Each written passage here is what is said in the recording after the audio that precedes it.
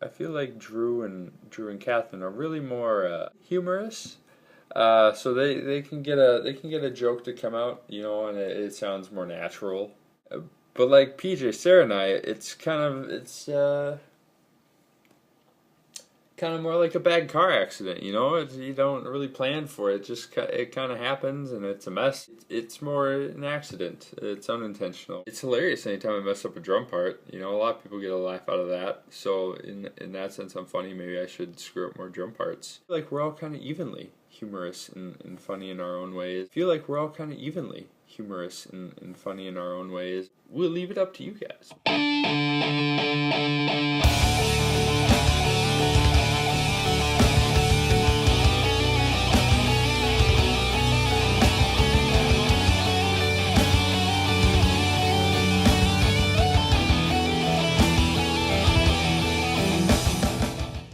People don't fully know the extent of what it is I do, just because they're like, he's the drummer. He sits there and he plays. Somewhat stupid sometimes when he does, but I tell you, it's epic. I actually do all the booking. I have a lot of assistants, which is great, from my siblings. They're always out looking for shows, and then whenever they get one, they send it my direction, and I head it up and get it finalized. That way we can keep all of it organized in one central location, so I'm getting all the details. So it's not just, we have this show, we have this show, we have this show, we have this show. It's all, we have these shows. These are the dates, these are times, these are requirements. One of the big shows that we've had most recently was the Minnesota Rice County Fair. And that one actually got booked out a year in advance. I look through my emails a lot. I love talking with people. I communicate with a lot of people, so I'm waiting on a lot of shows. Jobs, endorsement offers, and stuff. I got this one from a guy who worked for the council that puts together the fair, and he was like, I know your grandma, I saw her in town the other day, and she was telling me that I should get in contact with you for if we ever needed a band to come play at the Rice County Fair. And I'm starting to book all the bands for next year's fair. Is that something that your band will be interested in? If so, please get back to me at this and this contact. Like, sure. So I emailed them back, let them know that we were very interested in doing it, and told them what it would take, kind of the contract requirements, being fed, being able to have things to drink if we need to get off stage to relax or cool down if it's during warm weather, and the payments and everything for gas and whatnot.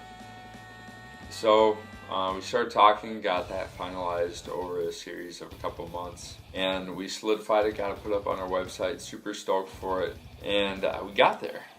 It was going to be a 3-hour show, so we prepped a lot of our original stuff, both older and newer. We got a lot of covers ready. The reactions from people were right along the areas and what we were predicting, and they loved it, which was great. Catherine did a great job entertaining everybody. Drew, of course, is a beast on the stage dancing around. PJ and Sarah do a great job playing their instruments. I always have a blast playing drums.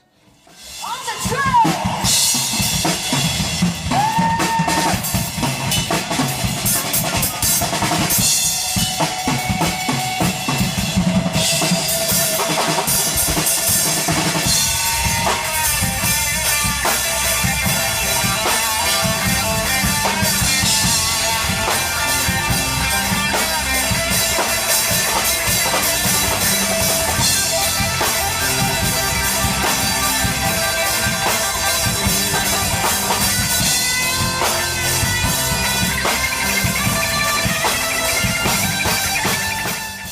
So last summer, Breakthrough played at the Rice County Fair. It was a very interesting show. I hadn't done one like it in a while. It was 3 hours, which I probably haven't sang for 3 hours straight since I was some age, like 13 or 14, something like that. And right before the show, as I do a lot of very important shows, the most important shows, I contracted a cold. Oh, there's got to be a better angle. Look at this. That's just like... He'll cut it up. Or will I? Now people are going to watch this and think of all the past podcasts that Catherine does where she says, and I contracted a cold and was dying during the show. This one wasn't that bad, but after 3 hours of singing, there was, I think the last song I couldn't even sing, and the song right before it was Eve of War. It's like, you know that hard times are still coming, but I don't think anybody noticed. I do want to say though, at that show, something that people definitely did notice, PJ was playing a song called The Vow, which is off our album Before. And it's a really beautiful song that he wrote. He was up on the stage playing it after a break that we had put together. And all of a sudden we all come back for the last couple of songs and are about to start like literally counting off. And then somebody says, "Where's the drummer?"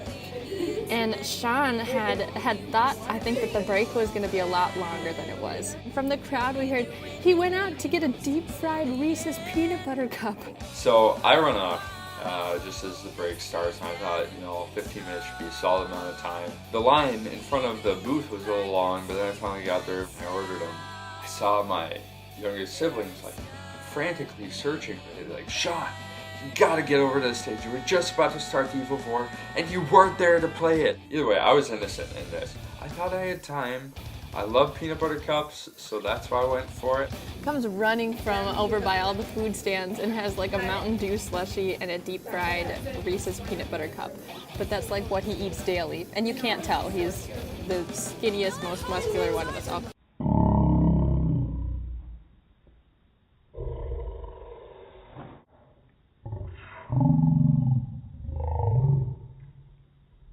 I would come in a close second.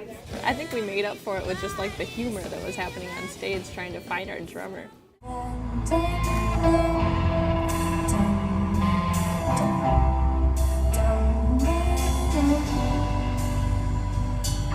So many days since the grass turned brown,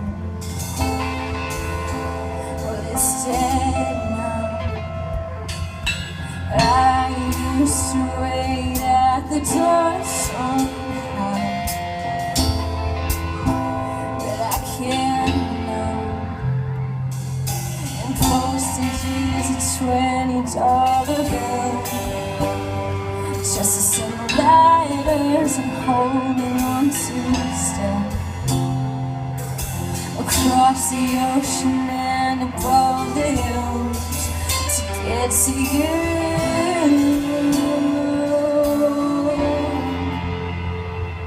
If I pretended you're here, would it hold me? If I pretended you're home, would I still be alone?